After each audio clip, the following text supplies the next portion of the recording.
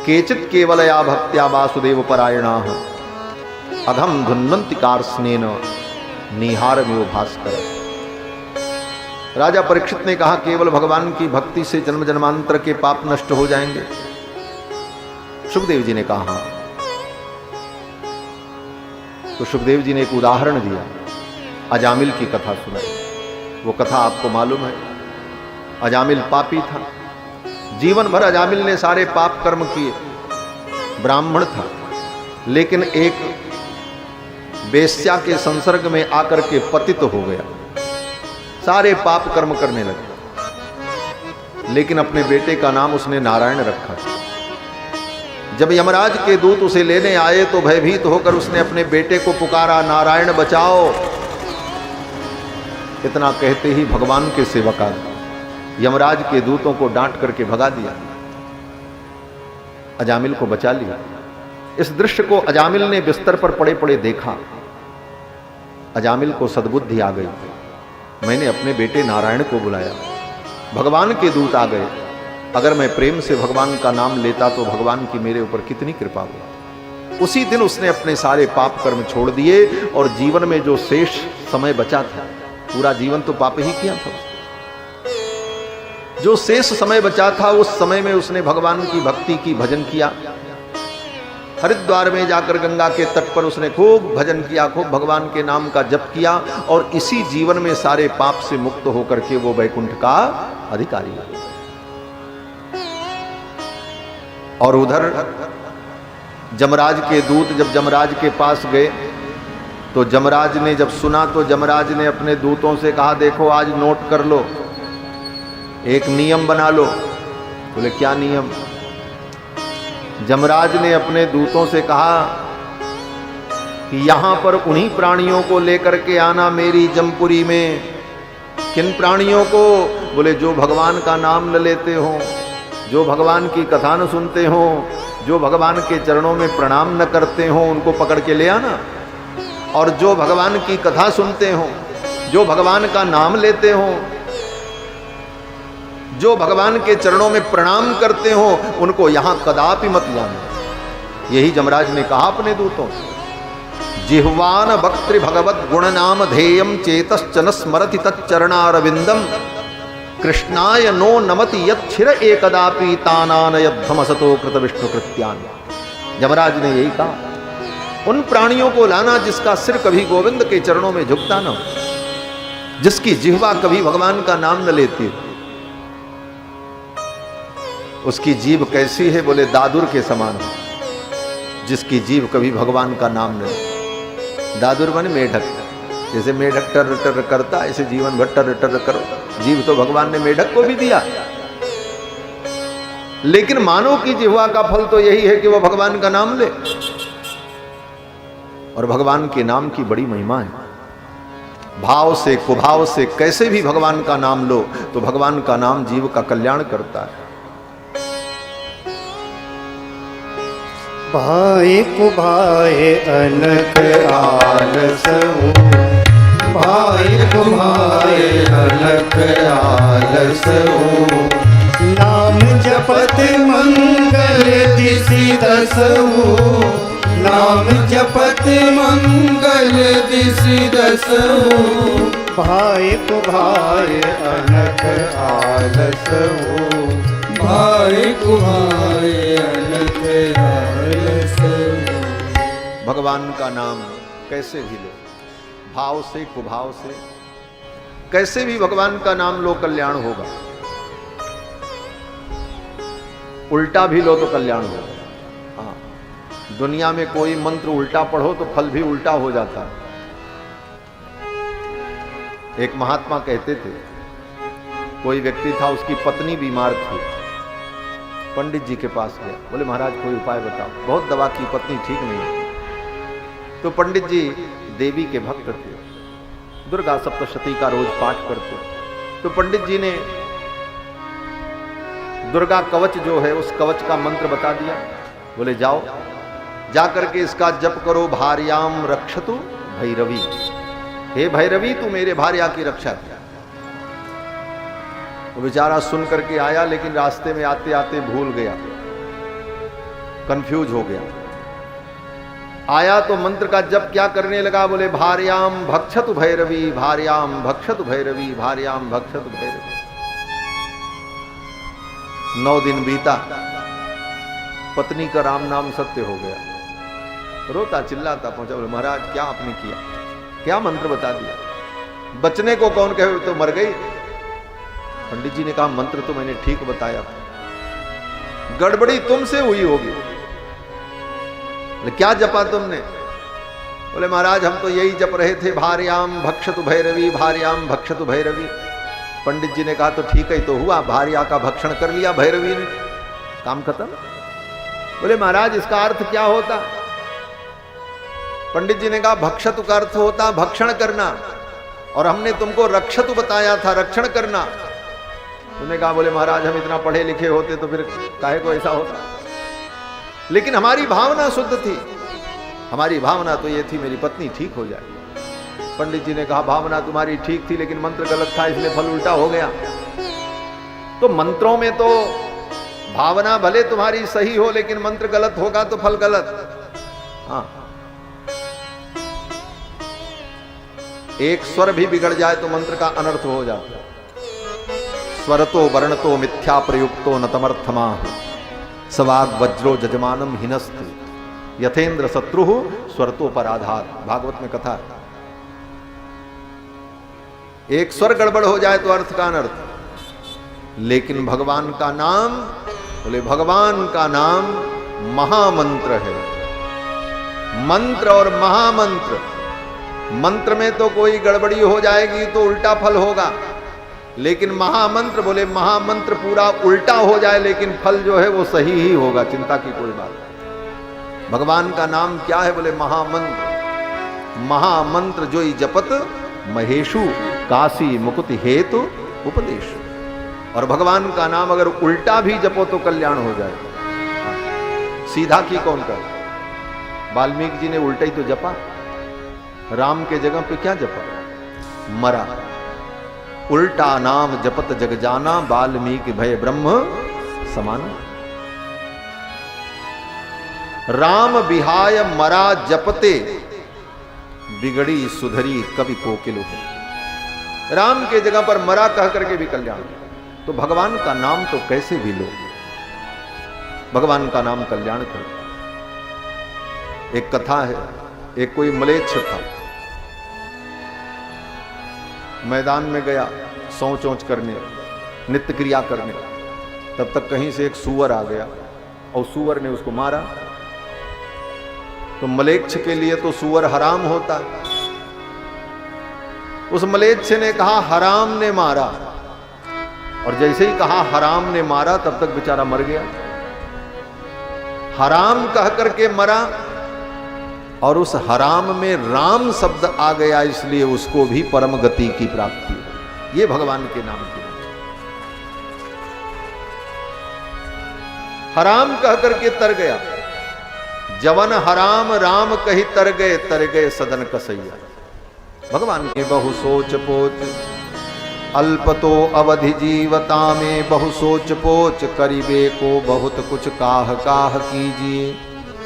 पारना पुराणन को वेदहूं को अंत नहीं, वाणी तो अनंत मन कहाँ कहाँ दीजिए। काव्य की कला अनंत छंद को प्रबंध बहु, राग तो रसीली रस कहाँ कहाँ पीजिए। सब बातन की एक बात तुलसी बताए जात, जन्म जो सुधारा चाहो राम नाम लीजिए। जन्म जो सुधारा चाहो राम नाम, भगवान का नाम। और पूरे रामायण में भगवान का नाम ही तो है। गोस्वामी जी से किसी ने पूछा आपके रामायण में क्या है?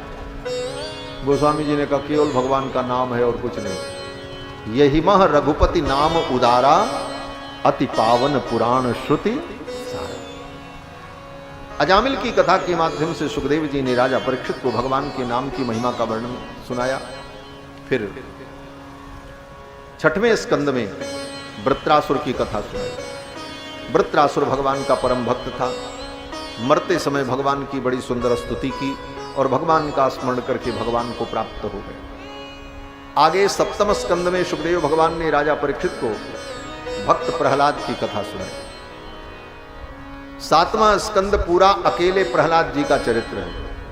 सातवें स्कंद में केवल प्रहलाद जी का चरित्र। परम भागवत श्री प्रहलाद जी महाराज हिरण्यकश्यपु के पुत्र, पिता ने इनको मारने का बहुत उपाय किया। तुम मेरी भक्ति करो, भगवान की भक्ति मत करो। अंत में एक दिन जब हिरण्यकश्यपु सारे उपाय करके थक गया प्रहलाद जी को मारने का, तो हिरण्यकश्यपु ने क्रोध में प्रहलाद से कहा, प्रहलाद अब मैं तुझसे बाद में निपटूंगा, पहले मैं तेरे भगवान से निपट लूं। कहां है तेरा भगवान बता। प्रहलाद जी ने कहा, मेरे भगवान तो सब जगह है। बोले सब जगह? प्रहलाद जी ने कहा, अंतर बहिश्च तत्सर्वम व्याप्य नारायण स्थितः, अंदर बाहर सब जगह व्याप्त। हिरण्यकश्यपु ने कहा, इस खंभे में भी भगवान है? प्रहलाद जी ने कहा, जो भगवान सब जगह है वो इस खंभे में भी है। प्रहलादस्ति यदीश्वरो बद हरि सर्वत्र में दर्शय। हिरण्यकश्यपु ने कहा, प्रहलादस्ति यदीश्वर, यदि ईश्वर है तो बद बताओ कहां है। तो प्रहलाद जी ने कहा, सर्वत्र। वो सर्वत्र है। तो हिरण्यकश्यपु ने कहा, दर्शय, मुझे दिखाओ। प्रहलादस्ति यदीश्वरो बद हरि सर्वत्र में दर्शय। हिरण्यकश्यपु ने कहा, कहां दर्शय, कहां दिखावें तुमको। हिरण्यकश्यपु ने कहा, स्तंभे, इस खंभे में। अगर वो सब जगह है तो इसमें क्यों नहीं दिख रहा है। प्रहलाद जी ने कहा, हमको तो दिख रहा है। ज्यों ही प्रहलाद जी ने कहा हमको दिख रहा है, हिरण्यकश्यपु चौंक गया। अरे वो विष्णु आ तो नहीं गया, भीतर से तो डर ही रहा था। और तब तक हिरण्यकश्यपु ने सोचा वो विष्णु बड़ा मायावी है। इस खंभे में वो आ गया, मेरे बेटे को दिख रहा है, मुझे नहीं दिख रहा। और अपने सिंहासन से उठा, संवर्तयामास सोंगुलिहि, अपनी उंगलियों को ऐसे बटोरा और मुष्टिका प्रहार करने के लिए दौड़ा और जाकर के उस खंभे पर एक मुष्टिका का प्रहार, खंभा टूट गया। अब वो खंभा पत्थर का था कि लकड़ी का था, इसको लेकर के शास्त्र में बड़ी चर्चाएं हैं। दक्षिण भारत के विद्वान लोग तो कहते हैं वो खंभा लकड़ी का था। इसलिए नरसिंह भगवान का एक नाम है काष्ठपुत्र, काष्ठपुत्राय नमः। नरसिंह भगवान के नाम में काष्ठपुत्र क्यों? बोले काष्ठ के खंभे से प्रकट हुए। लेकिन हमारे उत्तर भारत में, हमारे यहां भक्तों की मान्यता है कि वो खंभा पत्थर का है। गोस्वामी जी महाराज कहते हैं कि आज भी भगवान पत्थर में बसते हैं, लेकिन प्रहलाद जैसा कोई भक्त तो हो प्रकट करने वाला। और जब से प्रहलाद ने खंभे से भगवान को प्रकट कर दिया, उसी समय से लोग पत्थर में भगवान को पूजने लगे, पत्थर की पूजा करने। लेकिन चाहे पत्थर हो चाहे लकड़ी हो, इससे हमको कोई लेना देना नहीं, हमको तो भगवान से लेना देना। भगवान प्रकट हो गए। हिरण्यकश्यपु ने ज्यों ही एक मुष्टिका का प्रहार किया, खंभा तड़तड़ तड़तड़ करके टूट गया और भयंकर गर्जना हुई। खंभे के अंदर से नरसिंह भगवान का प्राकट्य हो गया। बोलो श्री लक्ष्मी नरसिंह भगवान की जय। गर्जना करते हुए नरसिंह भगवान प्रकट हुए। यस्तंभात् गर्जमानो गगड गड गडाद बालचंद्राद दृष्टो व्योमा भूत पाट्यमान पपट पट पटस्ताड्यमान सटाभिः दष्ट्राग्रे काट्यमान ककट कट कटस्तूयमान सुरेन्द्रैः निष्क्रांतो हास्य युक्तः गह गह गहन पातु मां नारसिंहः।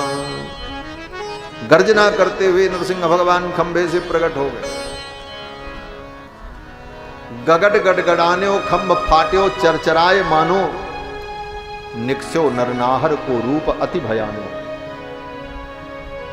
नरसिंह भगवान जब प्रकट हुए, हिरण्यकश्यपु ने देखा महाराज, कराल दृष्टम कलवाल चंचल छुरांत जिह्वम भ्रकुटी मुखोलबणम, जीव तलवार के समान लाप लाप कर रही, स्तब्धोर्धकर्णम, दोनों कान ऐसे खड़े हैं नरसिंह भगवान, आंखें धधकती हुई अंगार के समान, जटाएं बिखरी हुई, बड़े भयानक नख, विशालकाय शरीर, गर्जंतम गर्जयंतम निज भुज पटलम स्फोटयंतम हरंतम क्रंदंतम रोषयंतम दिश दिश सततम संरभंतम हरंतम वीक्षंतम घूर्णयंतम करनिकर्षतई। अब महाराज जिधर देख ले उधर तूफान आ जा रहा था, ऐसा भयानक क्रोध बना, सारे देवता थर थर कांप रहे थे इस दृश्य को देख। नरसिंह भगवान आगे बढ़े, हिरण्यकश्यपु को पकड़ लिया। कैसे पकड़ लिया? अरे हिरण्यकश्यपु इतना विशालकाय असुर था, उसको पकड़ना इतना सरल था? अरे बोले भगवान के लिए क्या विशाल है भाई, ऐसे तो हिरण्यकश्यपु बहुत विशाल था महाराज। हिरण्यकश्यपु के पुत्र प्रहलाद, और प्रहलाद के पुत्र विरोचन, और विरोचन का पुत्र राजा बलि, और बलि का पुत्र बाणासुर, पांचवी पीढ़ी। हिरण्यकश्यपु के कान का जो कुंडल था, उस कुंडल को प्रहलाद जी कभी कभी पहन लेते थे।